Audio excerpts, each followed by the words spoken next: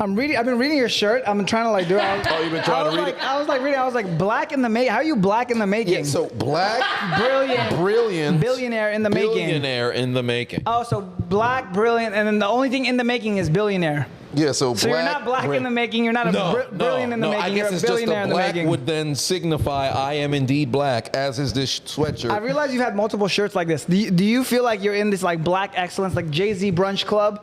Like, I think that's what they're going for. So shout out to the Melanin Money mastermind, the Melanin Money Club, and they kind of make sure they have this type of stuff. So no, it's not all black people. If I wanted to join that mastermind, could I also have? You actually could, and have this sweatshirt. There is a there's an Asian lady who happens to have this same.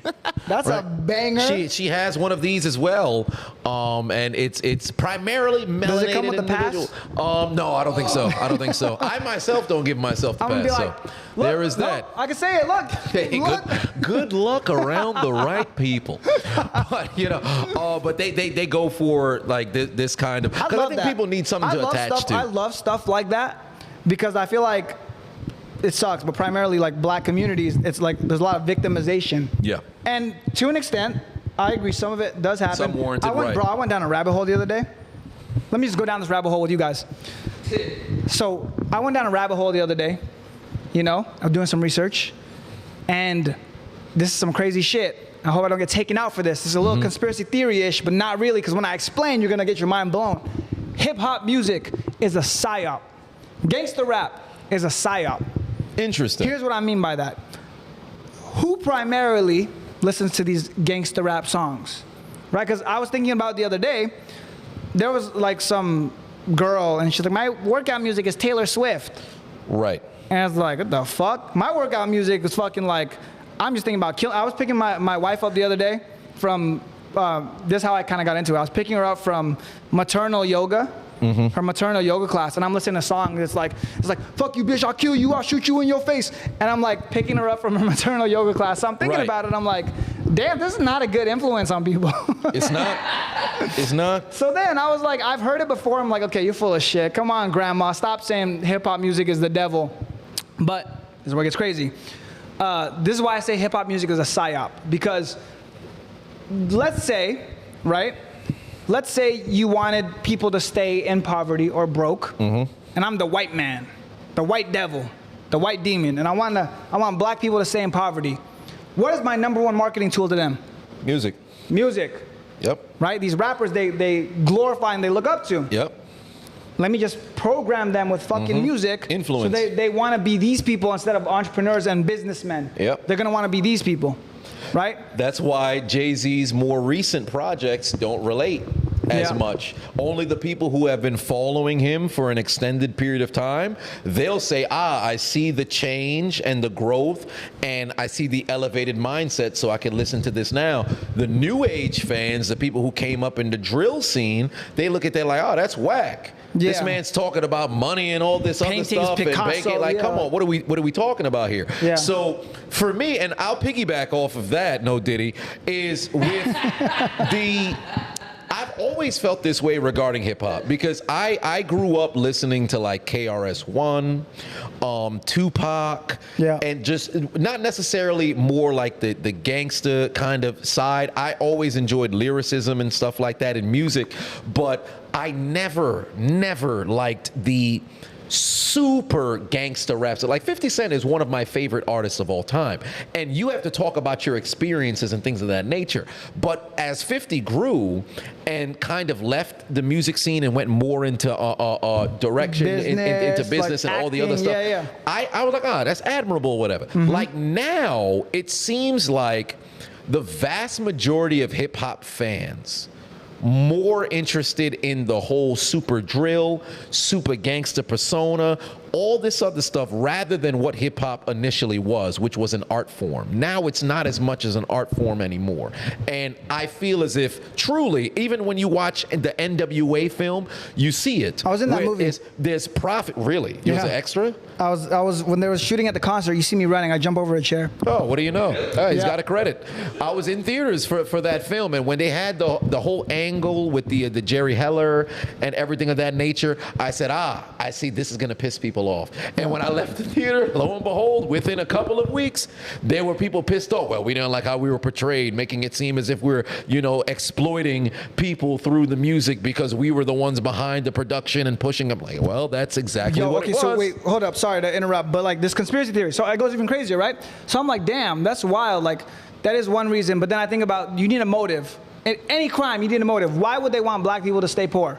Right? It's not racism. I don't think people are inherently racist. I don't think you're born and you're like, I'm racist. Yeah, I don't think it's born. It's something that's nurture, not nature. So I think how do they profit off this, right? Well, what can we do? Private prisons. Private prisons are a thing. This is where, bro, we're gonna get real deep now. So I program people. My product is a prison, right? That's my subscription product because the government's paying me for every person that's in prison. Every person in prison, the government gives me a check.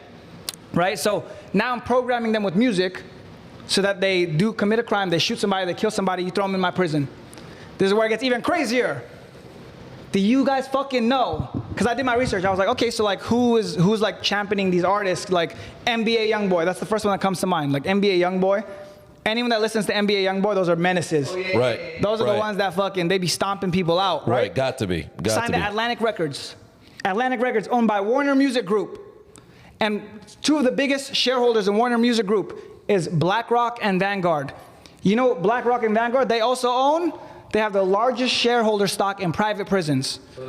So now you have this fucking product, which is a private prison. How do you fill that bitch up? Because the more people you get in there, the more money that it's gonna fucking print for you because the US government's backing it. So every person in my private prison, I get more money for. Well, shit, let's use a motherfucking music label.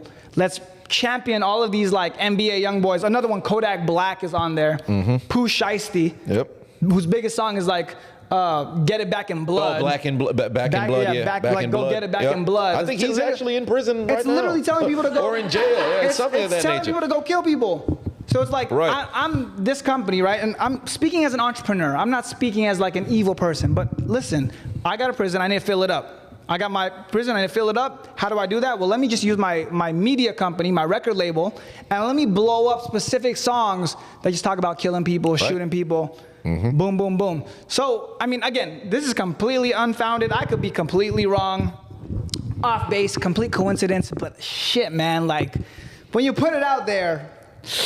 It's truly, and when I was in college, because once I left high school, that's when the war in Chicago had really started to reach its apex. And then between 2012 and 2012 and maybe 2017, the bloodshed there, homicide deaths is in the tens of thousands to maybe even hundreds of thousands if you were to really dive deep of what gang relate, ridiculous amount of deaths out in Chicago, right?